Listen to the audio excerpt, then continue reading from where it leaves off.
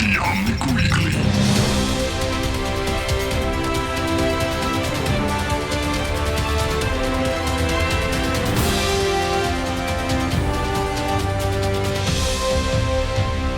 Welcome everyone, it is Sunday, April 19th, and this is episode 193 of the Omnic Weekly.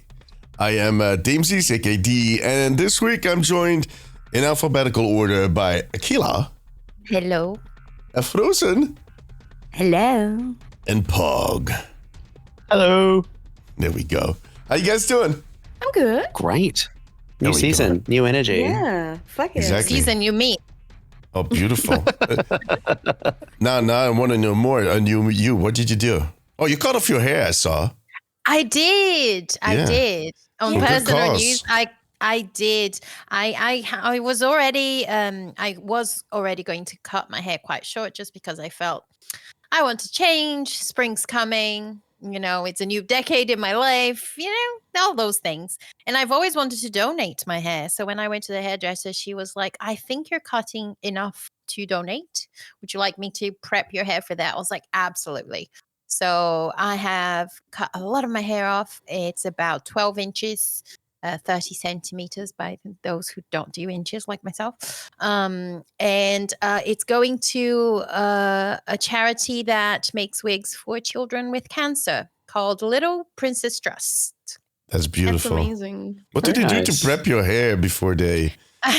It's because for you to send the hair, you need to either put it in a ponytail with that is tied several times, or put it in a braid, and then the hairdresser needs to cut it above the elastic. So you Okay. can't just like cut it all off and just put it in a bag, you know? And then Loose hair. Yeah, just a bag of loose hair. That makes you seem like a serial killer or something. it needs to be sorted. Yeah, I did that back then when I cut I had really long blonde hair to my butt, and then when I cut it all off, I donated it as well. That's Yeah, funny. it's very nice. But So Been a couple of years. that was my personal news this week. Hell Yeah, yeah. beautiful. I mean, a really beautiful cause. I saw that. That was amazing. I don't have any hair to donate, so... Maybe That'd be if sorry. one day they make beer wigs. Yeah, no. Maybe. Yeah. No. Tie that let's in a not- ponytail. don't give anybody any ideas. Please. Donate your beard. No. I mean, there's always someone that thinks this is a nice business opportunity for someone, and then before you know it, people are donating their beards. There we go. But other than mean, that, I'm go going to ahead. bring the podcast right now. I'm sorry. Merkins are a thing, right? Merkins? Oh yeah, those are Oh the. my God. yeah. What? Google What a it. merc? What a Do what Sorry. not Google it. Aquila. I'm sorry. I said it in advance. I was ruining I it. was like, what is Merkins? That word sounds familiar. And then I was like, wait, Aquila said it. All right. Yeah, okay. I immediately categorized it in Aquila, which means... Oh my god, Aquila! Just guys, Google Listen, it. Google The it. Kardashians made a whole line of lingerie. Don't get the Kardashians my- involved in this podcast, please. I'm sorry. I'm Moving trying to keep the quality up. By all means. So, I just learned something new. Thank you. there you go. There you go. Anyway, Appreciate I'm done. I'll shut I up. love that you're the one to bring this up. Like, not that I ever expect us to talk about Merkins or whatever on this podcast, but the fact that it's you is very, I mean, it's almost, I mean, Mama Hong in a Merkin. yeah, come on. Oh God. There it is. I have very little voice left, but I'm going to use it to yell at you if you keep saying stuff like that. Okay, I'll stop. Now it's I think my hunger is over for the next 2 weeks. I'm just not going to eat for the next 2 weeks. I think that is solved. God. Nice and cheap. Wow. But how are the people doing that are less involved with wigs on weird places? You guys doing okay? I mean, Pog was very enthusiastic about season 2. We love to see that. And Frozen, how about you? I was. I'm ecstatic. Like I've spent so much money. Can we make that into a clip? Can we make that into a clip? I'm ecstatic. That was like... in the most like just yeah. normal voice ever. Yeah, almost That. slightly bored voice. Like, Yeah. really. Let's be honest. I mean, that's the German in me. I'm sorry, no, but like I spent so much money at the start, and I actually like played comp by myself this time. You finally I mean- ditched your friends. Beautiful.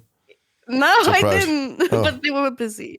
But yeah, no, I played some comp by myself, and I really enjoy the season so far. And Sierra as well. Like I have had a lot of fun, and the weather has been amazing. It was like sunny, and I've spent my time inside playing video games. I was doing my best to not talk about the weather this time, and Frozen's like, "Fuck that shit, we're going there." Yeah, by the we've way, done that. the sun. Wait, Akila, you were making an interesting sound when we said Sierra. Oh no, I enjoy her. I like her. Oh no, No, that, that sounded almost like when Gargamel is watching the Smurfs get away. That sound then he makes like, that was what I was hearing. I guess that was not the case. Yeah, Sierra No. has been she has Sarah's been a a lot of fun. lot of fun. Yeah. She is. Actually, She's not what I expected. No. I mean, it's kind of difficult to, like, when they introduced the kit, there was a lot of questions, kind of how is that going to work and how is that going to feel and how easy is that dart going to be to hit and how OP is that ult going to be.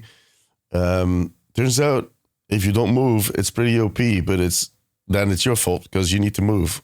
It's basically You that. can move out of the way. It's just like, There's that's many the ways thing. of stopping Maybe that easy ult. to shoot.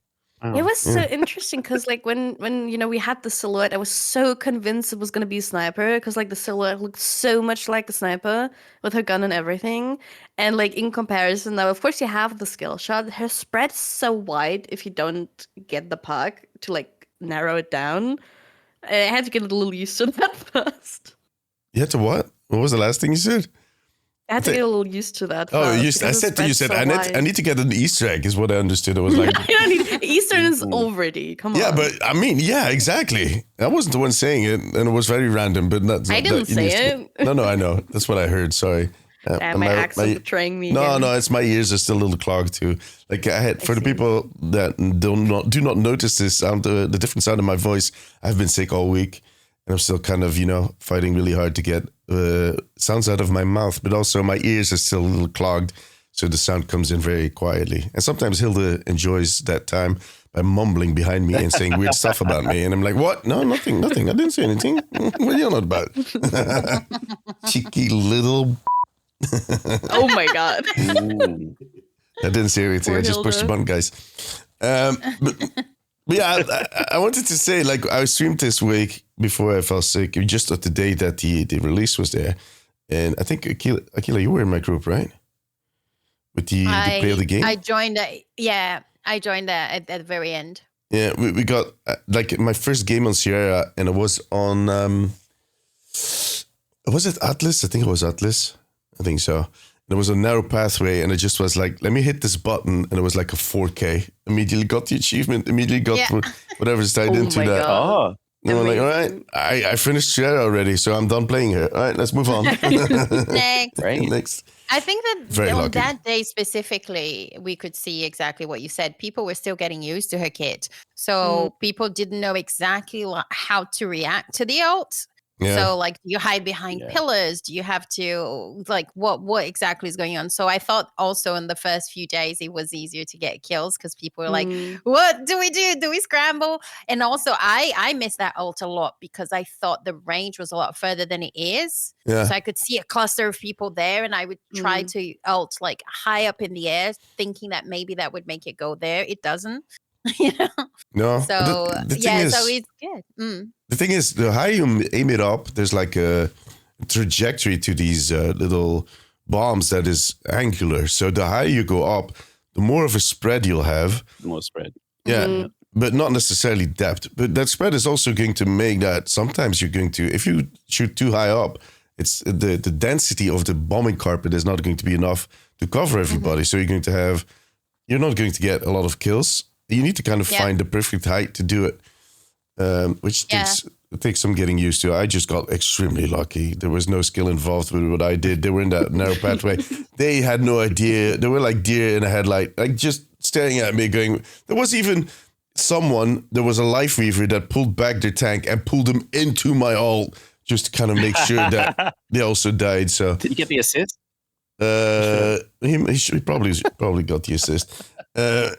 It was a glorious moment, but it did set the tone a little bit. But yeah, now that we've gotten to play her a little bit, I think it's very easy to avoid. She announces it, she shoots it, and by the time it comes down, if you're not so locked in and you don't have a door to jump through, you can avoid it very easily. You just need to pay attention. You can literally like just walk sideways. Yeah. That you Sidestep can it. clear from it. Yeah, Yeah. just like but I have been finding her, even though like we're saying that it's easy to avoid her, I have been finding her so much fun. I like her movement. I like the options of like the gun spread, but also the lock in, and I love the little grenade. And I have honestly taken to her a lot faster than I did to Emre. No. Don't tell Karen. He's But listening. it's just like He's listening I and know. he's crying right now. Yeah, I have some he's explaining to making me do. cry. oh no. No, but what I mean is like I love playing Emre, but the rhythm of his weapon, the 3 shots, and I cannot get that grenade to work for me. Emre's grenade, I forget that thing bounces and it bounces everywhere, and it's just like I cannot. And with Sierra on the first day, it was like oh I get this. So I think it clicked for me a bit faster. Yeah. So I had a lot of fun. I have a very big question. How often do you hit your tracking shot? I was going to ask the same thing, and I was actually going to ask you. I was going to ask you because you play the most Anna in this group, and I wanted to hear how you are doing with it. I'm fine actually with like I hit a decent amount of times. My only problem is I had to get used to like, because with Ana shots, of course you can snipe in, and like have the hit scan ability, and then otherwise there's a little delay in it. Yeah. And I feel like with this is also like sometimes it feels like there's a little delay in it, so you have to like move forward, and it feels a little natural for me, I guess, because I'm so used to shooting off the hip with Ana.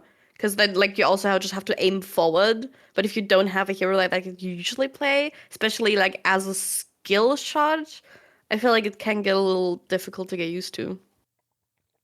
I would have loved it if it was like you could. It's like it's shot on release, because there's like a little bit of a warm up. Yeah. To that shot, and if I could like hold right click and then let go to get it, but that timing between clicking and then actually the shot popping off is quite a challenge. I've played a lot. I've played more of Sierra than I have of all of the other new heroes. I've just really liked playing her, and someone made a comparison to me the other day, and it's like she's reverse Sojourn. So essentially, Sojourn, she's got a tight spread at the start and then it widens out at the end, and then you finish off with the rail shot. Whereas Sierra's the opposite. You would engage with the tracking shot, and then her spread goes from wide to narrow. So it's sort of this reversal of Sojourn's kit, which I thought is really interesting. Yeah, it is. And, yeah. I feel they play very similar.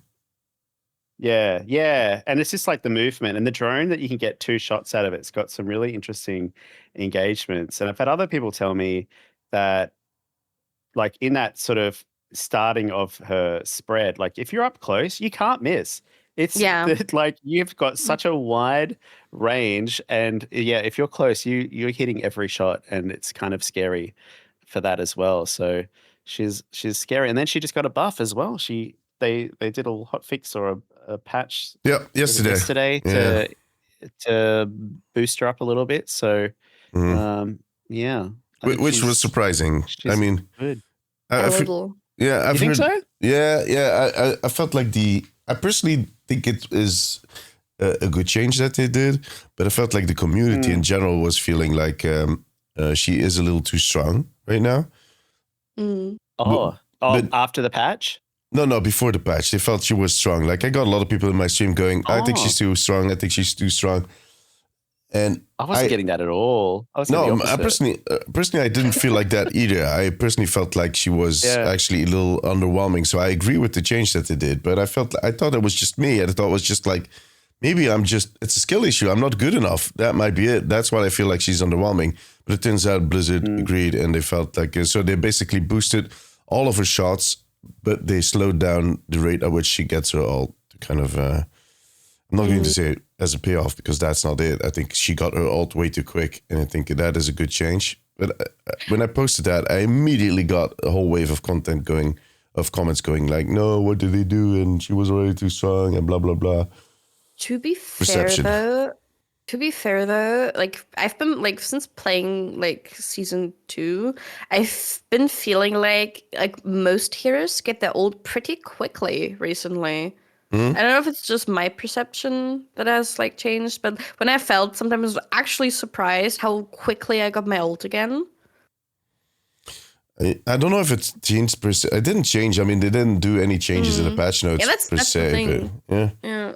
But Maybe just playing better.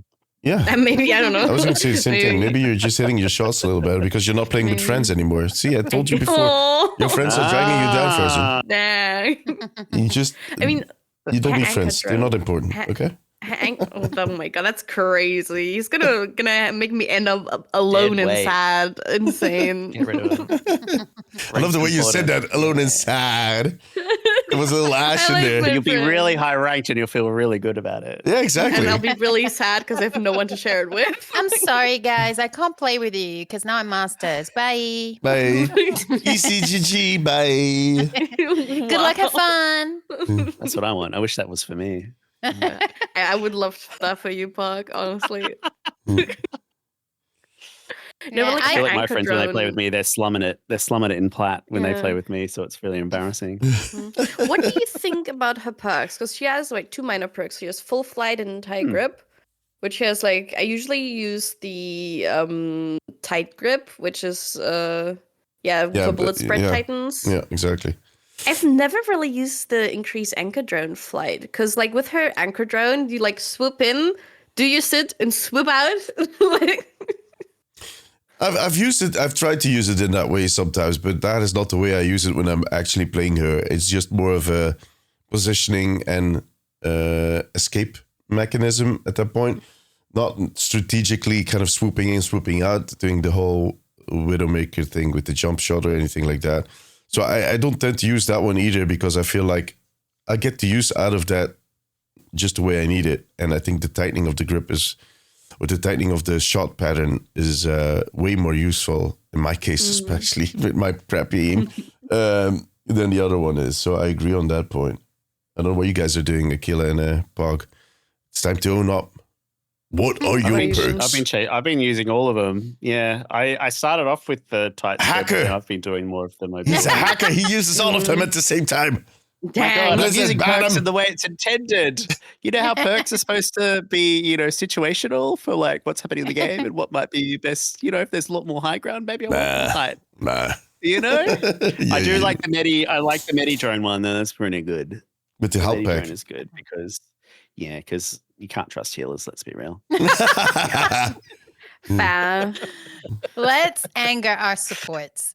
That's how we do this. That's Gonna the make best me a little idea. angry. Especially because actually- most of us are support players. So yeah. Right? Yeah.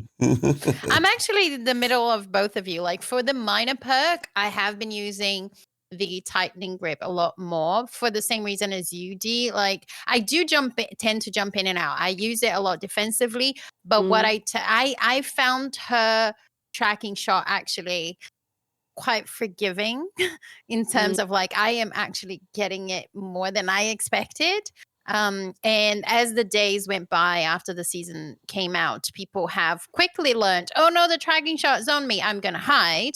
So if I manage to hit a support or a squishy with it and they hide, I go in, finish them off and go back. But I do use it quite defensively. But the distance doesn't really help me do that. Like with my play style, I'm not that aggressive. Yeah. So if they're not close enough for me to jump quick and out and back to my team really quickly, I won't do it because I'm a coward. But the second perk, I use it, a major perk, I use it much more circumstantially, like Pog said, because if my healers have proven to be unreliable, the med pack can be super useful, especially if I'm using that more defensively. So I'm like, oh no, shit's going down. I need to get out. I probably am at least half health at that point. So I found that very useful. But at the same time, if I'm not struggling to stay alive, I choose the other one because I think I get more out of it if I have a Mm. good team comp, I have a team that's on healing me and so on. And I have an enemy team that's not diving me like crazy. And I have to be like, oh shit, I need to get out. See, Yeah. Aki, you hit tracking shot because you play Ana. You play Ana well. All Ana players should try Sierra. That's yeah. Yeah, no. I think that is Mm. something to it. I think I said that in one of my videos before it actually released, that the people that are really good with your sleep dart are going to be good with that tracking shot. I think it is Yeah. kind of the same feel, the same trajectory. I don't think it's identical, but it's going to be close. I find it, what I maybe wanted to add is like a perk where they raise the distance on something like that drone. I feel like if you're going to be maining a certain hero, I think perks like that don't seem interesting because they throw off your muscle memory, your instinct. They kind of, if you're just constantly used to using that same distance, I don't know how much a perk like that is disruptive in your flow, because you start kind of almost doing stuff automatically. You know, if you shoot it that way, that's where it's going to land, and you almost have a gut feel of where it's going to be. Yeah. Kind of hit it again and kind of fly into it, and you know where you're going to land. Basically, that's what I want to say. And when they add a few meters, that is going to be thrown off a little bit. Yeah, but I would I'm going have to a be a bit difficult of time a dealing with that. devil's advocate here, because one of my favorite perks is Moira's extended fade. Same. And Yeah. it's the same thing. I think that actually one of my favorite things is that Moira has been in the game for so long and is so played that people who don't play Moira know how long your fade is, and they follow you to finish you off if you're using that defensively. And having that perk and watching someone look for you and you haven't popped out yet, and then you know, it made me so much more survivable. So I agree with you that it took me a little bit of time to myself get the muscle memory reworked of my fade can be this long or that long.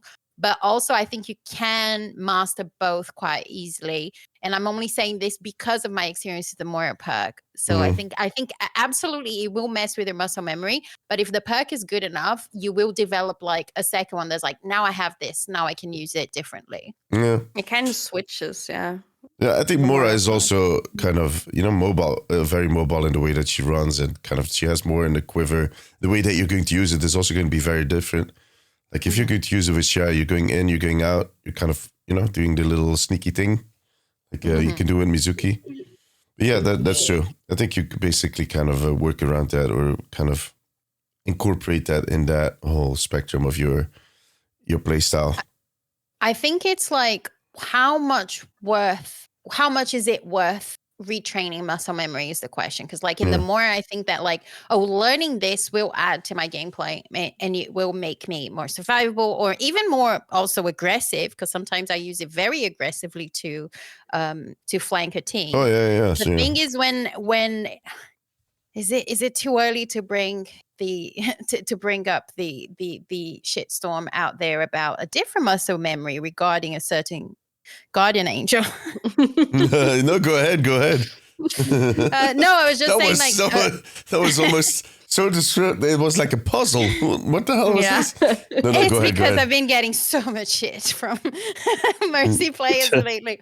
But no, it's just to say that like I understand that, especially people who have thousands of hours on Mercy, the 10% change, that one of the things that people are saying that is not absolutely apeshit crazy is that the 10% makes a lot of difference when you're thinking about things like muscle memory. So if you're clicking there and you're expecting to go to your drone or your fade or your guardian angel in a certain way, and it doesn't happen that way, it does kind of break your whole gameplay.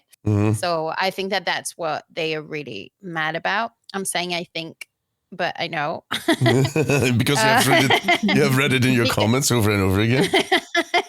Because I might have made a sarcastic joke saying, because people are saying that she's unplayable, and I tried to make a joke about like, oh yeah, she has one cooldown now that you have to pay attention to, unplayable, and people are like, that's not the point, it's the guardian angel. I was like, I know this is a joke, fucking chill. But I do agree that I bet that people who the other day I saw a level 1,300 Mercy. I imagine that person is struggling with a 10% change.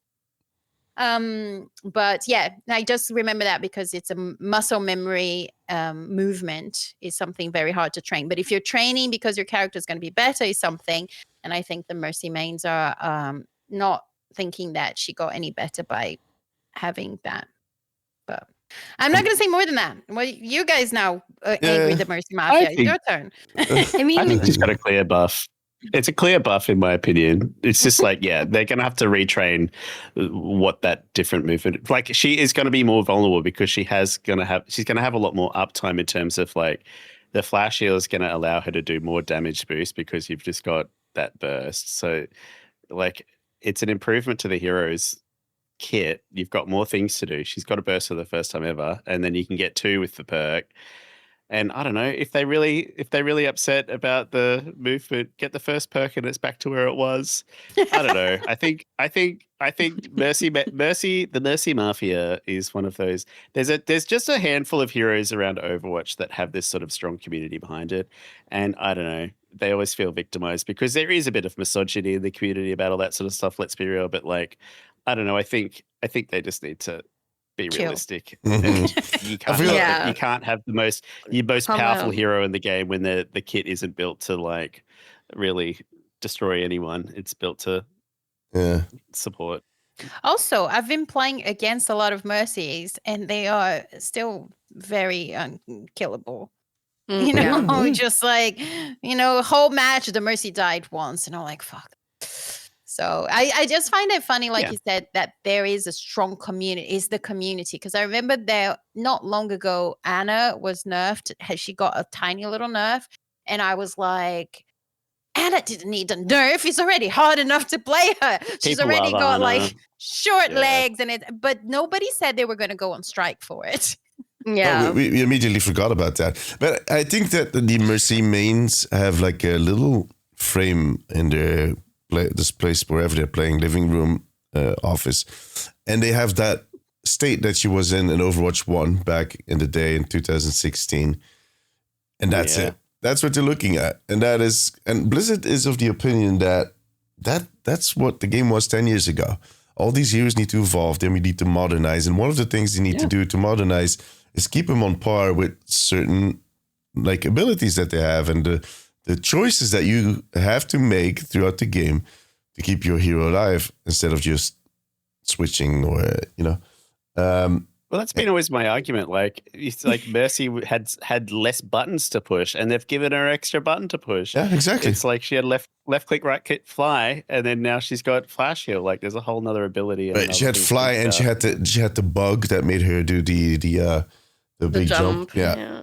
And that is the state that all Overwatch, that all Mercy players want. That because that was, and I can understand to a certain extent, because if you were just a Mercy, someone that played Mercy once in a time, you had like, you could damage boost, you could heal, you could res, and you had these few abilities. But then the ones that were really good, that put in all the time, knew about this little bug, this little hack they could do to jump up and to save their own ass.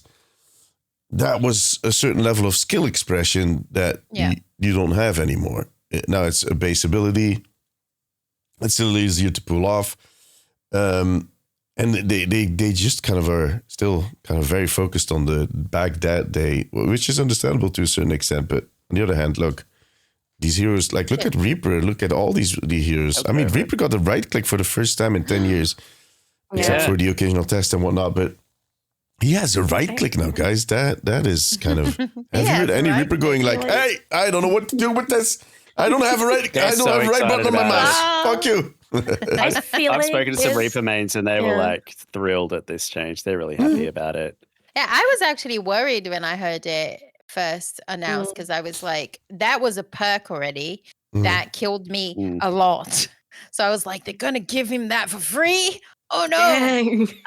but that's it. It's something that to polish his kit to make it more interesting. And that's the thing that I don't understand with Mercy, with all the thing like, oh, we want her to be better, but her fantasy is just what? Because I remember that in the beginning of Stadium, I had so much fun with Mercy being super aggro in Stadium. Like, you know, you can get your Valkyrie and just like, here, teammates, just all the beams. And I would just get my gun out and fuck shit up, you know? No, I was a menace because Mercy, see, that's the thing. When I first started playing the game, I had a friend who went through some really like detailed things about some heroes with me. And I never forgot that he said, like, look, Mercy has one of the lowest at the time damage decays in her shots in the game.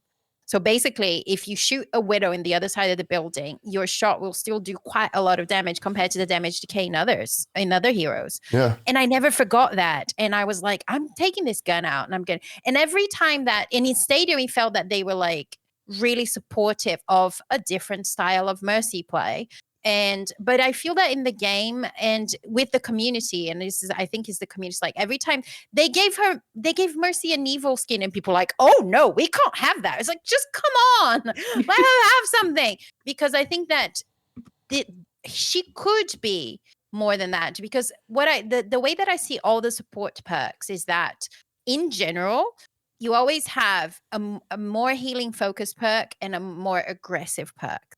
So, for example, with Kiri, you can make her oh god, the words, her healing get faster to your teammate. Forgot or you can get kunais that like while you're shooting things, heal. He heals as well. Yeah. So obviously you have one more healing based. Same with Moira, same with Yari, everything.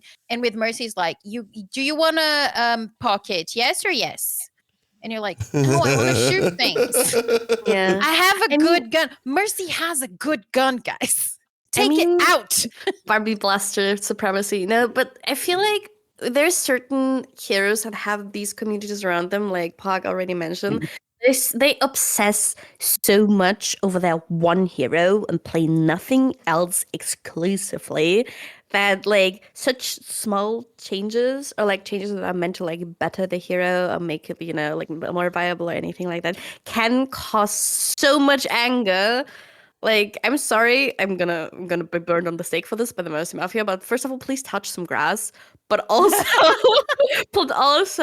maybe you should sometimes consider playing another hero. You know, it's fine. You don't need to obsess over one single hero exclusively so much. It's insane. All right, listeners, Mercy playing listeners. I'm gonna get killed. I want to point you towards Frozen's social accounts, so you don't harass the rest of us. You need to go. Oh God. Info Payload is her social account. So on any platform, Yep. Info Payload is who you need to get. Okay.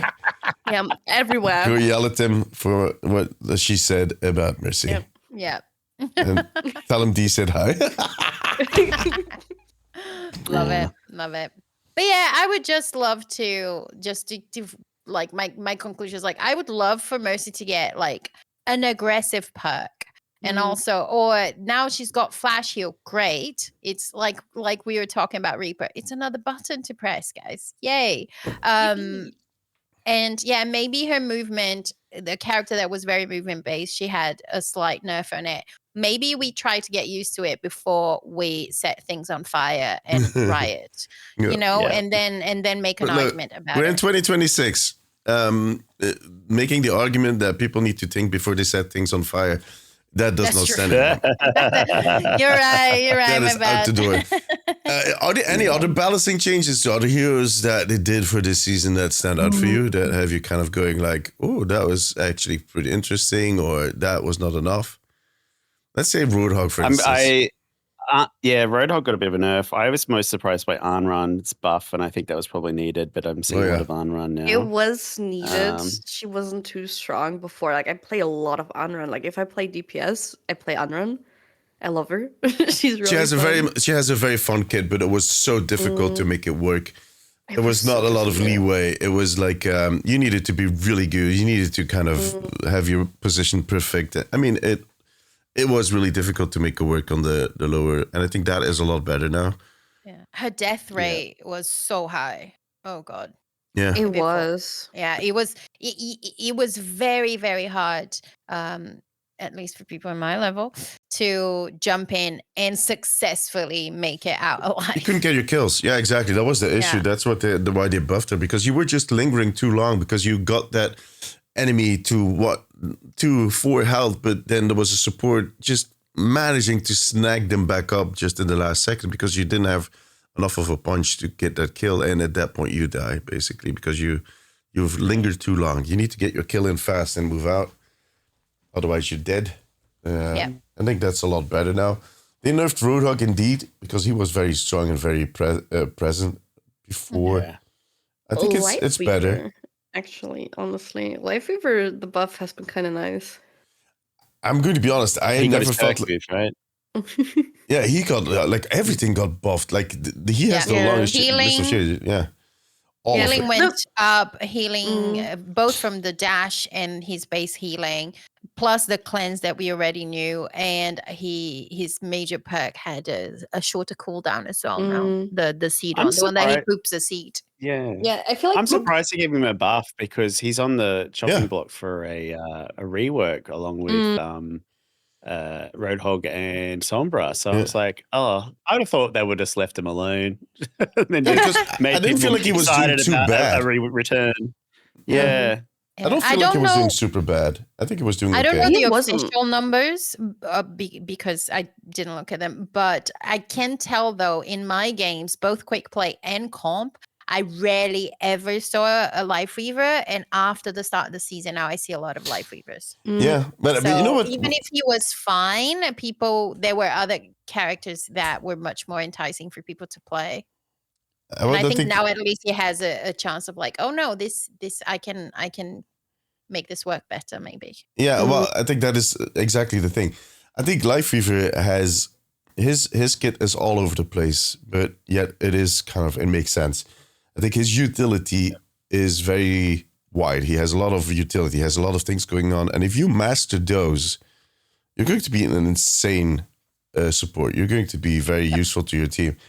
The problem is that not a lot of people can reach that level, but they want to play Life Weaver, but his strength is not in the healing output. Yeah. But it's basically, I don't know what the comparison would be, but they're basically kind of bumping his healing up so much that all the rest doesn't even matter anymore. Even if you're not really skilled at using the life grip, the platform, that you're going to indeed just through the raw healing, you're going to get use out of them. And I don't know if that is the Life Weaver that I want to see. No. I mean, it's like kind of like you have the different kinds of supports, and Anna's one of them. But like, even if Anna doesn't have the highest amount of healing output, she's definitely doing other stuff with her healing dart and anti Knitting. and other stuff. So I feel like he's probably in a similar boat where he shouldn't be excelling only through his healing, but definitely through like all the other things he's doing. Because he's not like a complete healing support. He's a utility support, in my opinion. Yeah. I think that that's the way that he's meant to be played for sure. But at the same time, his healing output has always been, there has always been a possibility for you to also be a heal bot because you also are able to heal so much. And I think that the more you master, the more you can do both because you can heal while you're doing your other stuff. And I remember saying that, and I still think like that.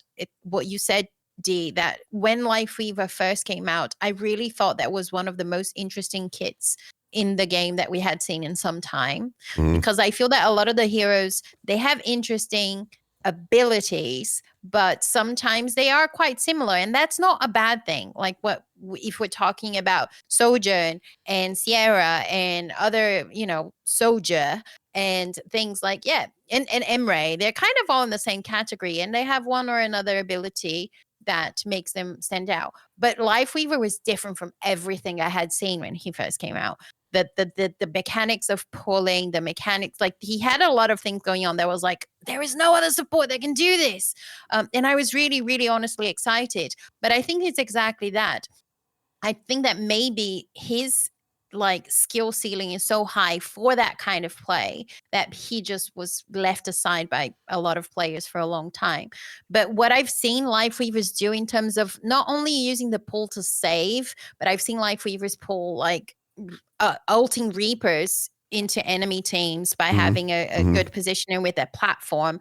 The number of times, and that's not even that hard, that they put an Orisa on a platform, an ulting Orisa on a platform, and it's like, your ult is useless now, bye. And, you know, just like there is so much that can be done, but yeah, that's what I think. I think that it requires a bit of skill, and if he's not performing that well, people might not be like Yeah. willing to put the time and effort into it.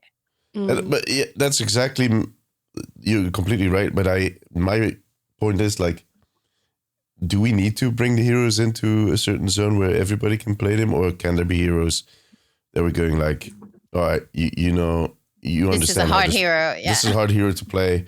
If you manage to play this guy, you're going to be kicking ass. You're going to be doing really well. Yeah. Yeah. And I feel That's like, how I feel I about think Cat. I mean, the reality of players, Wait, like what? the amount of Sierra I've seen in all of my comp games, literally day one, and it's like, what are you doing? They Yeah. want to just play the Why? hero that they want to play, and if whether they're skilled at it or not. And I guess that skill will put them in the rank that they belong. Yeah, but the I thing did is, want to make like, a point. Yeah, sorry, go. but before we could move on to the next thing, I mean, with Sierra, I totally agree with you, but people still manage to pull something off. I think Life Fever, if you don't understand him, Yeah. I think I wouldn't mind Life Fever being in a spot yeah. where he's very circumstantial, he's very difficult, but if you manage to do it, if you understand how this hero works, you're going to shine. You're going to be an asset to your team. If you don't, sorry, Yeah. it's just not going to work Not out. for you. Just Yeah. leave him. Try We'll the certainly piano. save the day. Try Try something else. no. Maybe Yeah. Mercy. Try Mercy. Yeah. Oh my god. Mercy. The mercy. Oh god. But I But I honestly do want to make a point about Yeah, the go on. about like overall. So obviously the Mercy mains are complaining about their movement ability reduced, but there has been several reductions in movement ability across multiple heroes, especially I think all support actually. Like Juno's had movement speed bonus reduced, Jetpack Cat's had acceleration reduced. Kiriko's teleport the range has been reduced. I think Mizuki might have something as well. Like they're all these other heroes have had movement ability reduction. So I guess I don't know what the intent for Overwatch. They're trying to perhaps slow down the game, make support a bit more vulnerable. But like I don't hear any other ones complaining. No one said that they were going to riot and burn and that their hero was found dead in a ditch. Before So we it's get like the Mercy decision was not made in a bubble, right? It's No. in the It was context a of all strategy. these other Yeah, it's a reductions strategy. as Yeah. well. Yeah. The Mizuki, the Katashiro return was reduced, from Yeah. 35 to 30%. Yeah, Before and we I think get there were further reductions last season as well with Yeah. movement too. Mizuki was very strong though. I love playing Mizuki. he was really fun. He still is. He still is. It still is a lot of fun. Yeah. So but before we get burned down on a stake, we talked about abilities and everything for so long. We have so many skins and another collab coming out.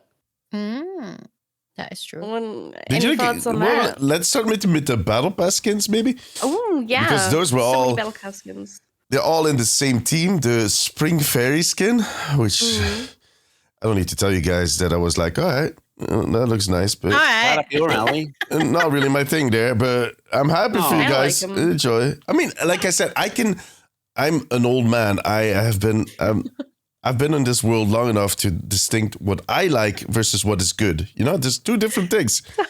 I Sorry, can. I thought you were saying I'm an old man. I've been an old man for a long time. No, that's not how it works. That's not how it works, Akila. You'll find out soon enough. No, what I wanted to say is I can appreciate the skin and look at it and go like, that's nicely done.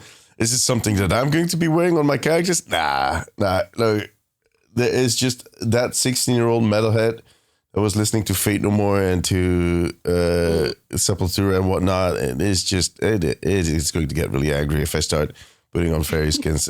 I'm past that point. That's never going to change. But I can look at it and go like, that is a beautiful skin. That's beautifully done. I hope people that like it enjoy the hell out of it. It's springtime. I really like that we kind of have like a springtime theme. Yeah, I can agree with that. Yeah. I like the seasonality of it. And I mean, I like the Moira skin. That's mainly the one thing I like. Dark Fairy is just nice. I play Moira. What more can I ask for it? But I have one thing I've been noticing, and it's with Wu Yang, and probably other people have been noticing it. But like every time, like either they're showing off his abs, or they're showing off his boob window, or his hips. Like he's such Listen. a slut with according to his Listen, skin. if you have 4% of fat in your body, you need to show it.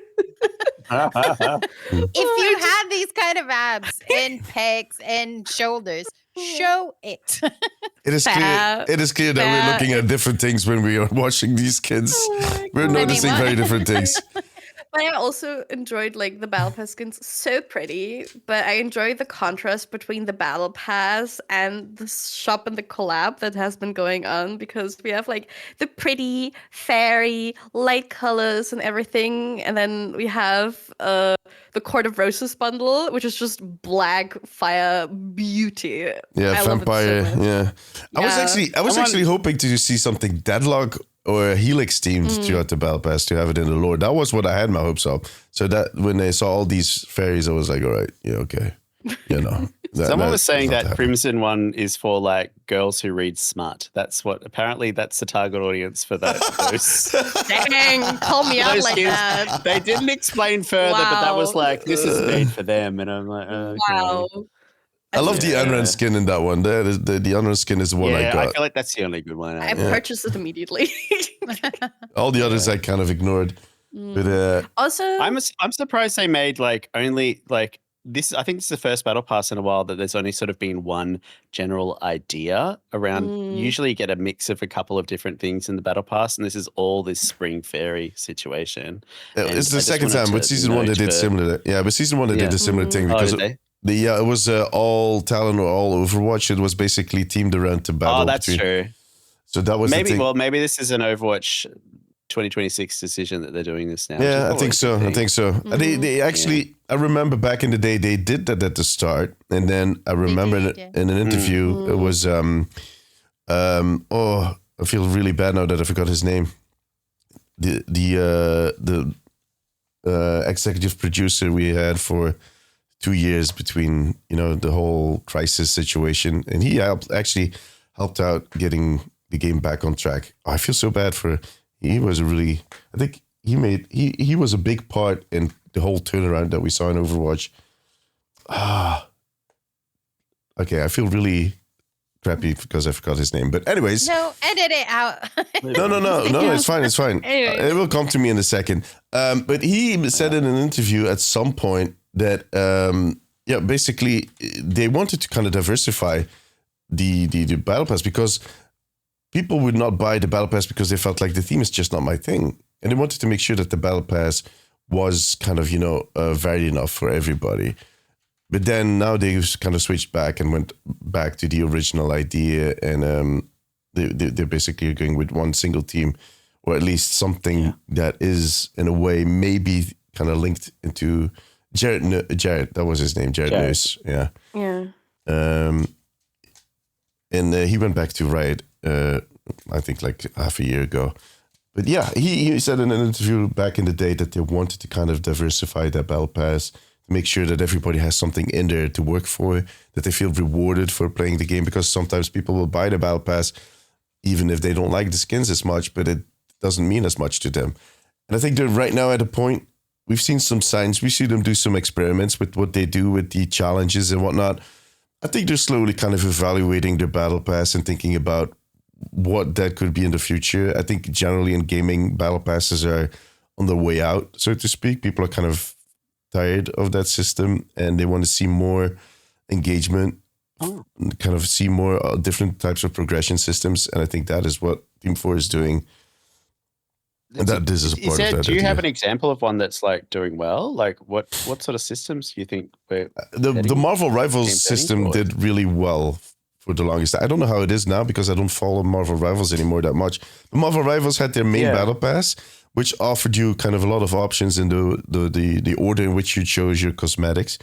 It felt very different. It wasn't as linear as the one that we have in Overwatch, and that worked out pretty well. But on top of that, they've had all these mini passes that allow you to do progression on a weekly level, on a bi-weekly level. and that are tied into stories. And that's basically what Overwatch is doing right now with the Conquest event that we had last season, and with I don't know what the new one is called. Operation Grand Mesa. Yeah, Operation Grand Mesa, those kind of types of deals. And I think they're going to evolve more in that direction. And that, I don't know, I think that would be a very smart idea. The question is, of course, and I think that is the question that they're struggling with right now. That is still a big part of their monetization strategy.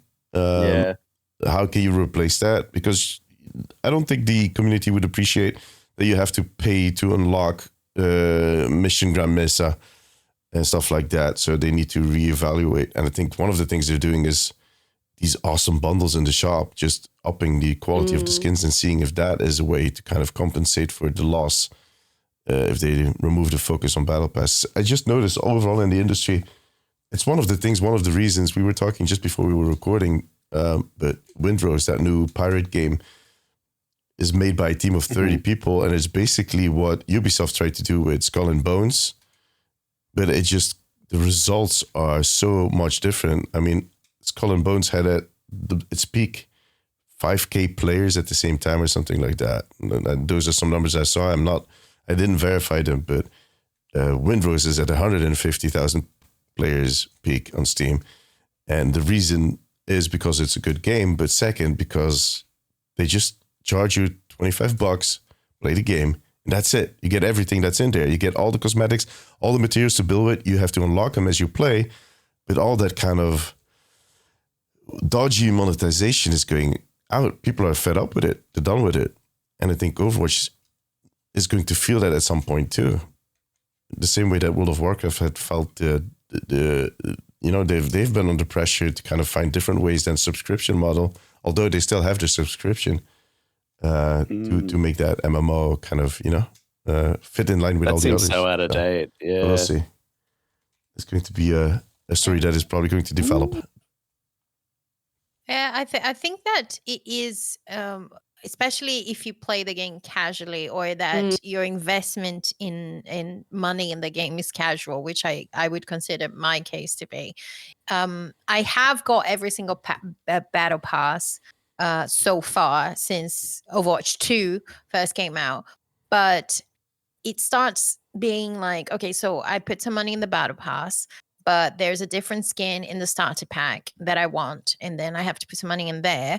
But then there are 2 different bundles that cost between 5,900 coins and, let's say, 6,900 coins that are also nice. And then I think that I was like, and then there's the mythic. There are so many things that require extra money that starts pushing me away from actually wanting cosmetics kind of thing. So this idea, like you said, that like, oh, I can pay something more than, let's say that I pay £8 for a battle pass. If we consider the, the starter pack, right? You get 1,000 coins and you can put that into your battle pass, which is normally what I do. But let's say that I pay £8. The idea of paying £25 but getting everything is actually really appealing to me, even though it's nearly like quadruple the cost almost. So yeah, I think that the idea of we have, I think, 4 different kind of currencies, and it feels overwhelming sometimes. And then the battle pass either stops making sense, like I'm not going to get the battle pass and I'm just going to get the packs of skins that interest me, or you see what I mean, like it starts getting overwhelming about how much money. I know it's all cosmetics, you don't need to put any of that money to play the game, but we want it to look nice, right, and all that. And I think it is the overwhelming different packs and cosmetics do drive people away from the battle pass. And I've actually had people in my stream say that. It's like, oh, I didn't get the battle pass because I prefer, if it was this season, they would be like, I would prefer to get the Crimson bundle because I know the skins that I'm going to get and I like them a lot better. So I do agree that I think they're trying different things to see what works, but I think that they can't have it all for a lot longer. No, I think that they realize that. I think they are well aware of that.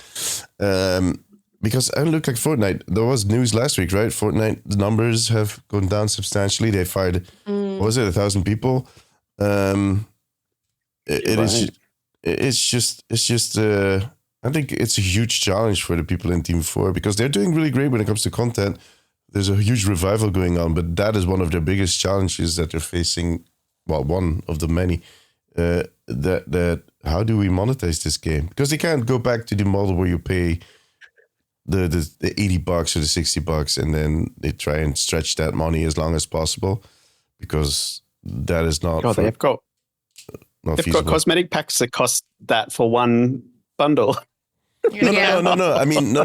If let's say that they go back to releasing they go more to the system where they every 5 years they release something like an expansion or whatnot, where they just have a one-time cost that they do.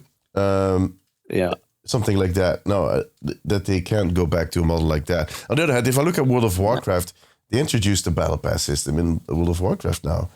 On top of the subscription that you have, on top of all the stuff that you can buy, although the stuff you can buy in the shop is not as prominent or not as much as you can buy, for instance, for the other games like Overwatch. But I just feel that, and I think it's a general feeling, it's a huge topic within the industry for a while now, but this year it's kind of coming to this point, especially because of what happened to Fortnite, that the audience is tired of those types of systems. They want more creativity. They want they want to know what they're getting for their money.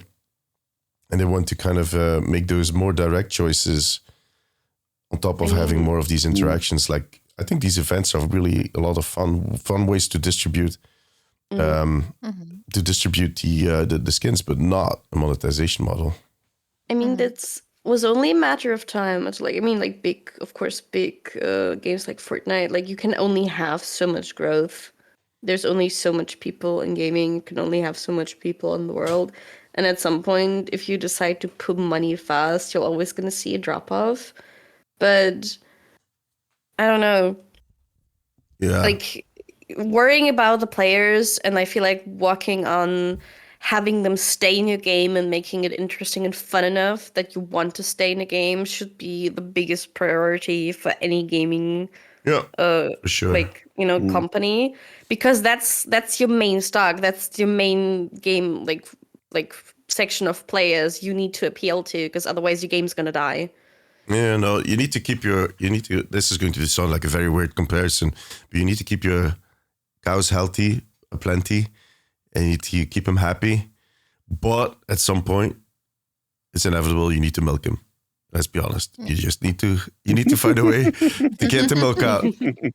And yeah, I've made a few posts. I've been talking especially again about windrows and scope, because I find this is stuff that was part of my job for the longest time, and that I've been saying for years, that putting the product first is the best strategy you can have as a game developer. But that doesn't mean that the monetization is not important, because if you can't pay your people, you can have the best ideas in the world, but they're not going to materialize. Within the context of Blizzard and Microsoft, that is still a very different story, because that is about pleasing stockholders and whatnot. But that is sadly the system. It is that balance, right? It's like you need to monetize, you need to pay people, and you can only make your game better by having professionals actively working on it. So and how do you do that in a way that the players are on board with it and don't feel exploitative? And because that's the thing. And like I said, when you introduce shareholders and people who sometimes are not involved in or not interested in the community aspect, or having a more general view of how this product is received, perceived, and used, that there might be a disconnect. And I think that sometimes when I hear people discussing about it, what they don't understand is that people do want to give money to the things they love. Yeah. I think that the idea that everyone just wants everything for free is not true. There so are for me, people out there, but most people do not. Most people do not, and it's not about having lots of money, being rich and throwing money at things. I'm not talking about that. I think the best example, for example, is it's not gaming, but it's Dropout, the streaming service, and they literally raised their subscription this year, and they received so many comments saying literally like, joke's on you, I want to pay more, I want to support you guys give us what we want, we like your content, you respect your professionals, we know what we do. That they released a category of membership that you pay more and you get nothing more out of the membership. They were like, we don't want our base subscribers to think that they're missing out. But if it's true that you guys want to help us more and pay more, now there is the super fan, which is a subscription that is literally like, I don't know, $3-4 more expensive than the base subscription. And lots of people did it. They don't, just because, okay, I can pay, instead of paying $5.99, I can pay $9.99 because I love the service. And they did it.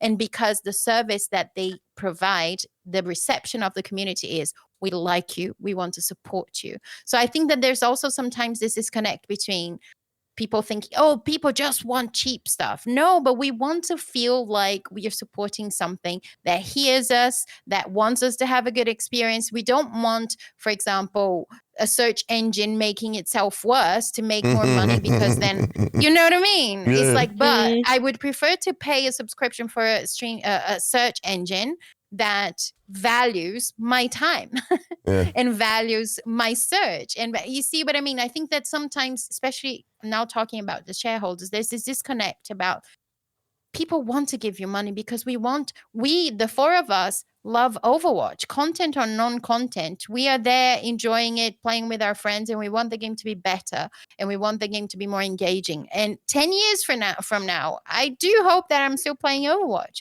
But if the game goes to shit, or if I need to pay £60 that I don't have, you know what I mean? I will not do that. So I think that it's this very, very delicate balance between, we know you need to make money and you need to make money. But you don't want to feel exploited. That's basically it. You don't want to feel basically. You can't just step on the people who use your product for it. Yeah, exactly. You know what's going to happen? All of the Overwatch Rush exists now. That's the monetization model for the main game. We milk. Those are the cows that we milk. The mobile gamers that watch ads, they can pay for the main game. Those are you guys support. But I love that we also a lot of the time speak about Overwatch as if it's a passion project about Blizzard. You know, it's just like, so here's the thing that makes money. Overwatch, we make it because we like it. Yeah, no. It can be both. It can be a passion project that you make a living off. It can be both. And that's the idea. That is what the idea is. And I think a lot of people in the team would support that. They love working on this game, but they need to pay their bills at the end. But it's the corporate structure on top. And I think, let's be honest, the state at Blizzard is the best it's been in a decade. So is it perfect? Hell no.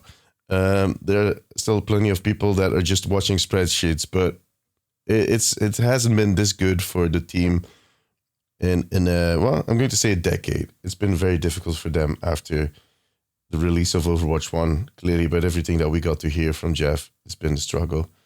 And if there is any AAA that I think that is going to find its way out of this minefield that is going to kill a few AAAs, I think I've been saying this for the last 2 years, but Ubisoft is going to be the first to die or to get bought out by someone else, or to kind of, go into that whole disaster area.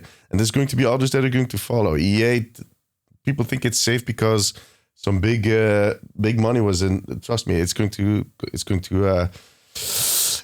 how do they say that? It's going to explode in their face. It's going to get worse, basically. And we'll see how that is going to end. But let's get back to the cosmetics, because we're getting into this whole corporate topic. Let's talk about the mythics. We got a mythic hero skin for Soldier and a mythic weapon skin for Genji. Did you guys get them the both skins? I got neither. I got the Soldier one. I didn't get any either, because so I didn't put money into the game. I only get one of these a season because of my battle pass, and there's a Nana rumored one, so I'm saving my coins for the Nana one. There you go. That's me. So yeah, no, Soldier, understandable. I was sitting on top of 250 prisms, so I was like, And then that's time I start spending some of them. And I did get the soldier one. And yeah. Yeah. We got I dared to share my opinion that I thought the soldier skin looked good, and I got torn to shreds. Oh, really? Dang. They were like, no, it's bad, it's terrible. But I think this is just the overall argument that every time that a new mythic skin comes up, that it's like they're not as customizable as it used to. And I think the value proposition for the same amount of prisms, like when you used to be able to change lots of aspects of the actual physical design, and they're like, the fact that they've still like the customization isn't what it used to be. Like that is a fact. That is a fact. And, but I mean, I don't think we need to put that aside. I don't think that is a thing. I think we need to keep repeating that to a point. But that you should also be able to look through that and give your opinion if you think it's a nice skin or not. Yeah. I think he looks I'm like not- RGB fans on a PC. He looks fun. It's an opinion. It's a subjective opinion. You're allowed to not like the skin, but people are allowed to like the skin. But then I guess, but then it's like I sort of take their argument, and then you look at Mercy's mythic last season. You're just like, holy moly, wasn't that amazing? And then Soldier's like, oh yeah, we'll put some RGB fans on him and give him a couple of haircuts. RGB fan. So I get it. Yeah. But again, it does feel like a lesser. I remember the Hanzo skin. So many people are shitting on this Hanzo skin because it doesn't have a lot of customization. I'm like, yeah, you're right. It doesn't have a lot of customization, but that does not make it a bad skin. It's a pretty fucking skin. Is it worth the $40? That's your decision. That's something you need to decide. But if we're not taking that into account, if I'm not the one deciding for you if you're going to buy it or not, I'm going to tell you, I like that skin. It looks badass. It looks better. I think, like you said,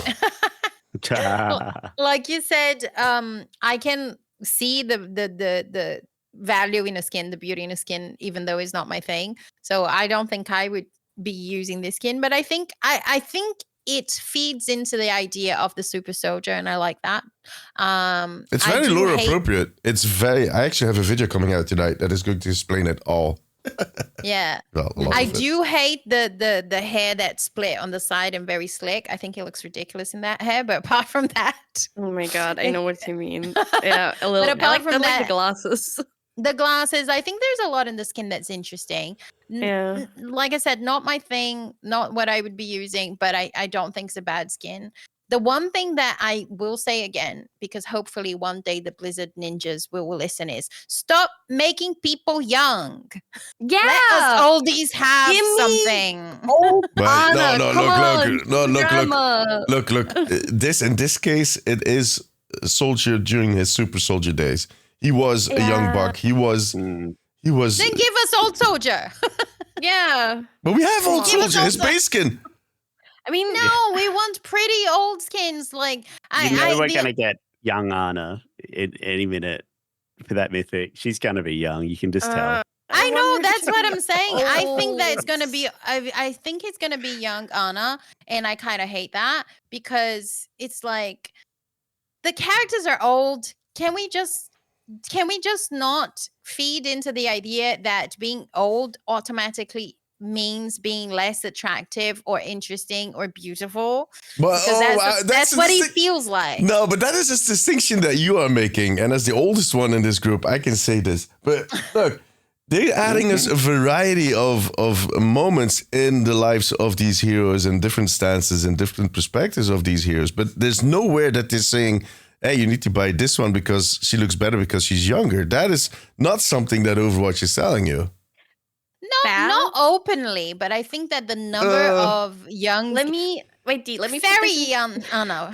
Let me put this. That is on us. That is on the player base. If that is the perception, that is on us. One of the last old Anna skins, like properly old Anna skins that we've gotten, is called Bog Witch, where she is a crusty old witch that has mushrooms growing on her legs in the forest, and she's an old witch.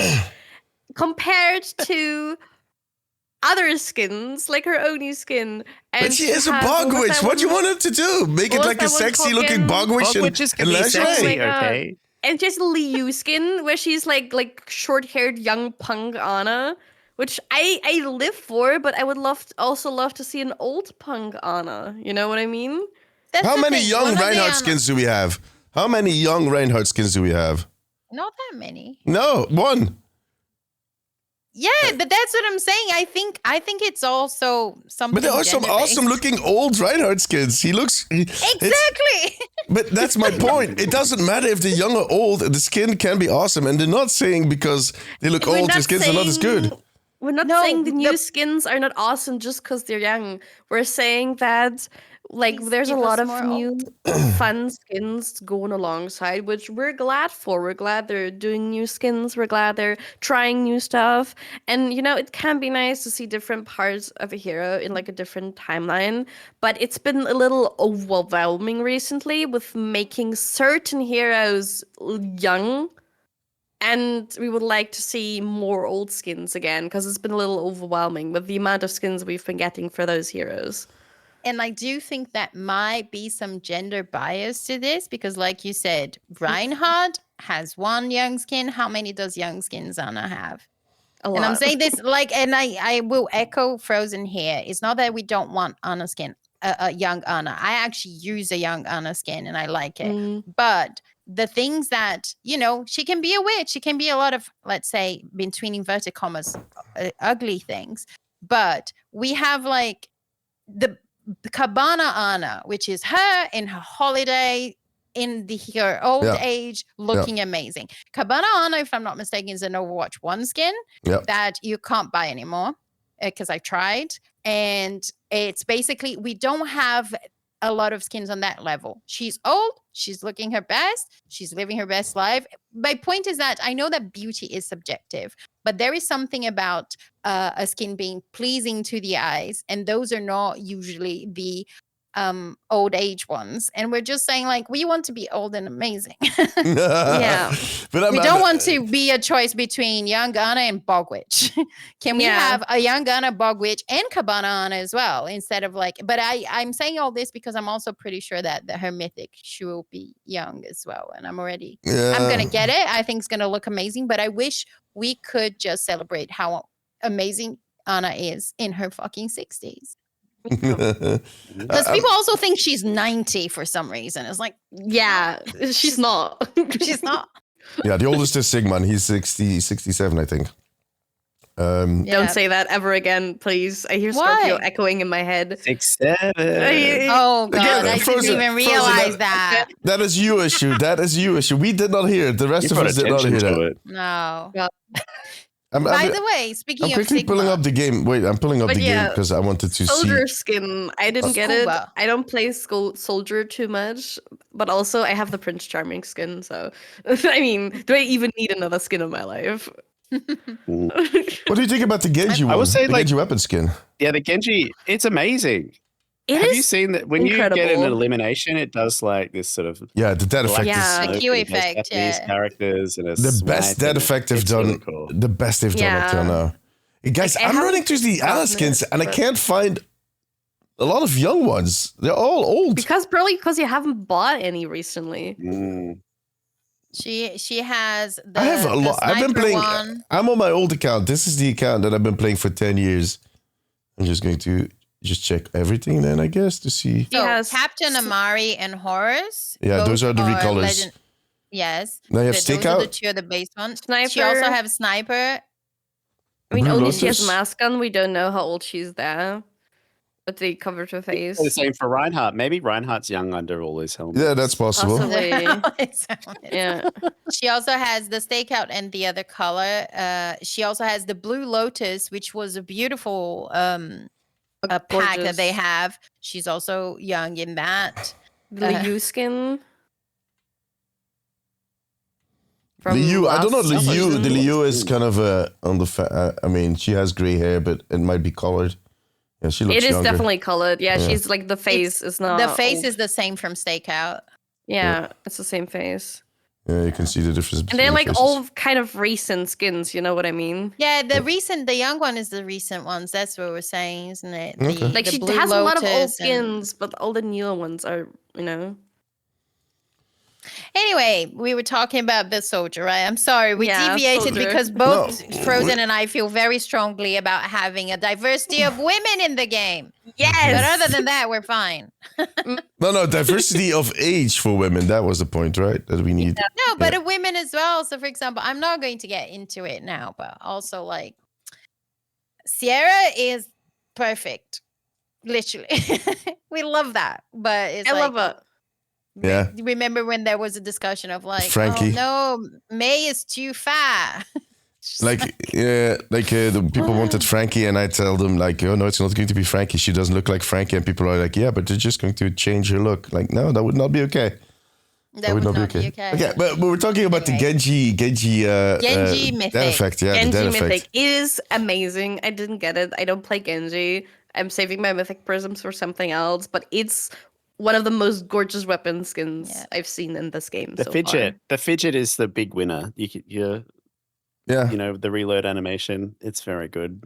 Actually, the fidget spinner or the between your knuckles. And like Well, it's all playing, fidget. yeah. He's got two little animations, right? Yeah. It's been, But the other it's one is very an nice. actual like the fidget spinner that we use. Yeah. Yeah, it looks really good. The kill effect looks really, really, really pretty.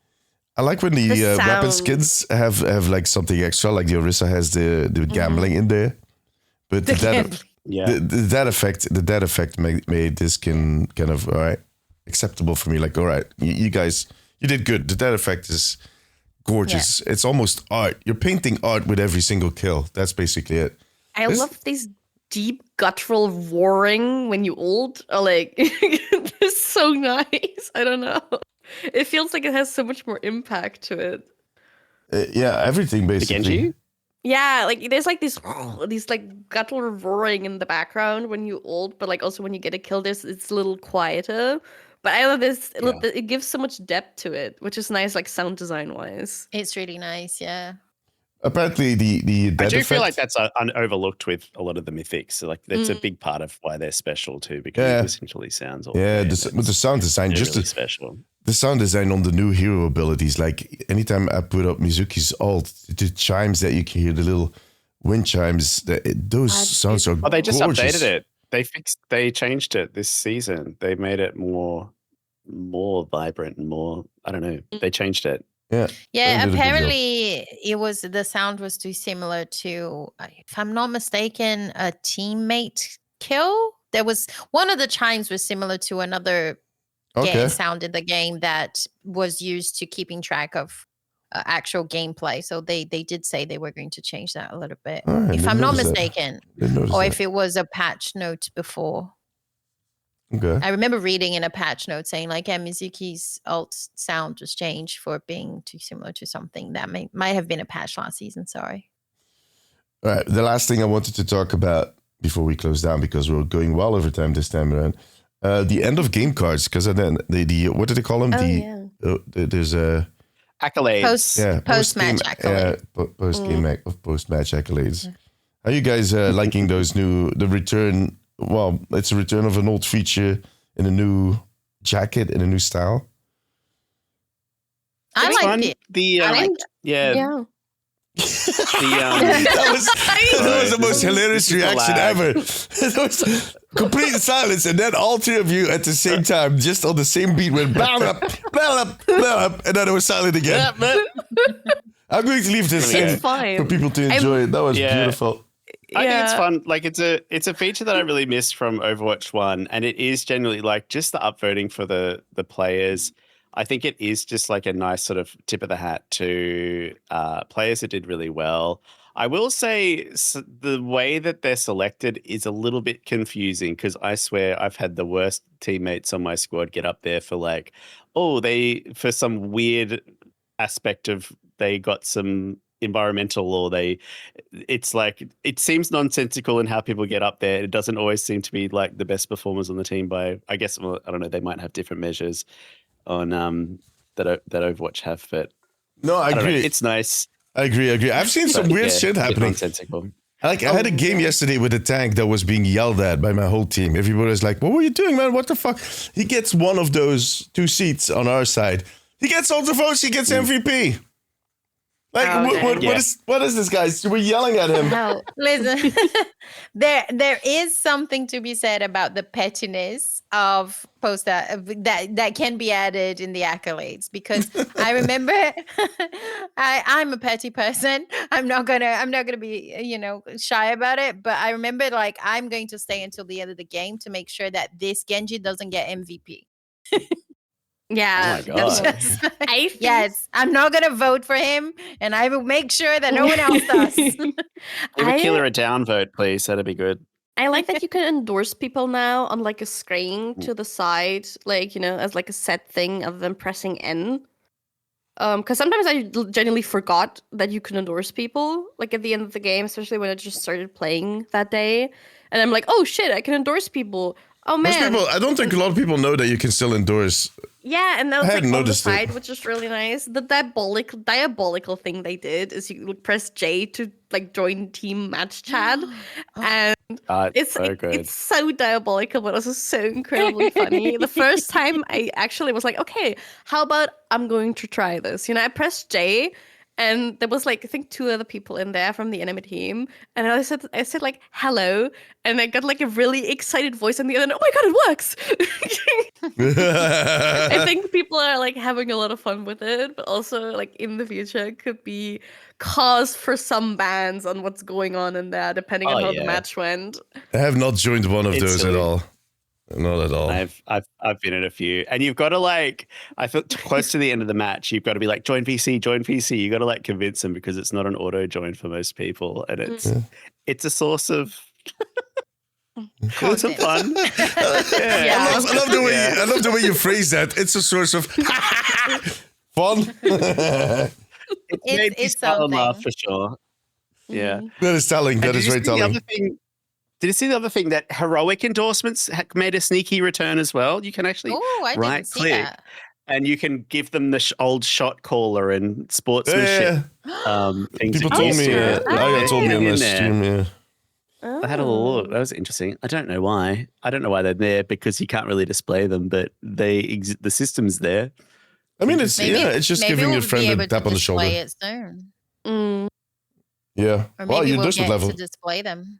Your endorsement levels are still up and whatnot. I think it's kind of a way of just giving you a little pat on the shoulders. I think that is basically what Overwatch always tried to do, and they said so in the latest director's take. They want to look at social features, to help us kind of grow into closer communities and stuff like that. So I think I got some people asking me, like, when are they ever going to do clans? They said they were going to do clans with Overwatch 2, and we haven't seen anything. I think right now they're trying to think of ways to detox or kind of make the community kind of feel more coherent, and people kind of working together without clans before they start clans, because it's like the old feature that they had was so good, right? With when you found a squad, you found the team. I really liked that. I found lots of looking for group thing. Yeah, looking for group. Yeah. It's been one of the most requested features to come back at some point, but and there must be reasons why I think in general they just want to make sure that people are more rewarding or more gentle toward each other, and kind of take out some of the pettiness. Good luck with that. I don't know if that's That's what reporting's for, I feel like they've got that system. So I do almost 2 reports a day now. It's kind of insane with the bullshit that people manage to type in a game, where I'm like, did you just invest like 2 minutes of your life typing out that whole crap ass sentence to a random stranger? Well, you deserve my my report, my friend. And then I usually get a report the next day that I was taken care of. I always feel very tempted to tell him, I'll see you tomorrow on Reddit when you complain why you got muted and you didn't do anything wrong. But I don't, for no reason. Yeah, exactly. It's always for no reason. They always say that, and it's never for no reason. They just don't want to admit that they did something wrong. They want to complain. The thing is, I saw a lot of comments on Instagram by these people going like, now you can't say anything anymore. People are too sensitive, blah, blah, blah. And I'm like, no, you're just saying bullshit that you don't need to in a game that is supposed to just be for people to enjoy it. Let me explain it in a very simple way, from a Gen Xer to all the other generations. Let me tell you, if in my day you would say something like that to someone, you would be obliged to say it to your face. And what would happen next is way worse than getting reported. Trust me. But nowadays, people think that they should be able to say any type of shit and rude stuff about other people without facing any consequences because, what are you going to do? It's text chat. All that bullshit of people being more sensitive, trust me, if you said something like that to someone's face back in the 90s or the 80s, it would not end well. But that's the thing. You would report to your face. Yes, you get reported to your face. Definitely. Yeah. And that is the thing. That doesn't happen anymore. Now everybody's like behind the keyboard going, fuck off. Can we please get that love? Yes. I love it. I hate those people that are just flapping the yap trap about not being able to say what they want to say. You never were able to say shit like that, you dumbass. You just get my foot up your ass, and I can't reach my foot that far, so I'm going to report you. Bye. Louder for the people in the back. I love it. Yeah, Isn't that absolutely. great? Yeah. But Anyways. there is one. There's Go one ahead. thing I want to say before we close, because I do love the new season. I love the map New Works. I love Sierra. I'm very excited about the cosmetics. It's the first time that I'm also super excited about cosmetics that are coming up. Rainy day, guys. Rainy day, guys. And the Roadhog skin is just a must-have. It's so cute. Oh my god. But there is one thing this season that is driving me fucking crazy, and I know no one cares because I'm the only one here who plays Mystery Heroes consistently.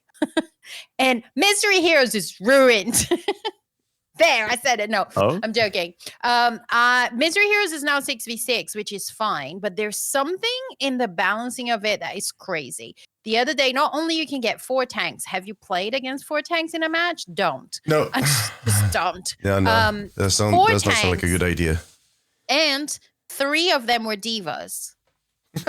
It's like, it's not enjoyable anymore, you know? The other day was like, and then we managed to kill something else that was going on with the 4 tanks. So I don't know what the person was playing. And then they came back as Iari. Now we have 4 tanks and 2 Iaris. So it's just like, I might as well just leave. I didn't leave, but I was like, you can't do anything. And you don't have perks anymore. The perks are disabled. There's 4 tanks in front of you. And I'm like, they ruined it. But anyway, other than that, it's great. I was going to say, this is a very nice note to end the podcast on, but okay. No, I just There we needed go. to say it because we Bye, never vibe. talk. We never talk about Mystery Heroes, which you understand, but Mystery Heroes is literally one of my favorite modes, and it used to be my favorite comp mode by far. And I'm always yapping about how Mystery Heroes teaches you how to play the game and helps you get into other heroes and blah blah blah. But it's 6v6. It is fine. I actually don't mind the map voting being disabled because it gets the pre-game a lot shorter, which for Mystery Heroes, if you're already up for playing a random hero, you're up for playing a random map. You know, fuck it. Exactly. Yeah. The perks I don't like, not having the perks, because also it taught me a lot of the perks of different heroes. But the balance is crazy. It's just like, I don't understand. But anyway. No, okay. But I think it's important to let your voice be heard. I haven't played Mystery Heroes in a while, but I do enjoy the mode a lot, and I agree with you. We've talked about this before. I think it is the perfect way to get to know other heroes and whatnot. It would be a shame if they ruined that game mode because it is very enjoyable. It's a fun game mode. Yeah, but if you're playing against 4 tanks or 3 divas, there's only so much fun to be had there. There's only so much you can do. We have it from a good source that people at Blizzard are listening to the podcast. So there we go. They might have heard. So I this. wanted to yell, but yeah, we can end on a better note than that, please. I'm done. I'll sit down now. Well, let me do it this way, guys. For any comments you have about this podcast, about the whole Mercy thing, about me yelling about you not being able to say what you want, all that stuff, direct your comments to our official Instagram account and Twitter account, Info Payload. Okay. Info payload. Yeah. Just direct it there. Answer you. Don't worry. We'll answer you there. Go. Let us know what you thought about our podcast right there. We're going to read it for sure. But that was it for today. I hope you guys enjoyed the episode. We're going to be back in 2 weeks, like always. And if everything goes right, we should have a guest. Thank you very much. All right. We'll see you next time. Bye-bye. Bye-bye. Bye.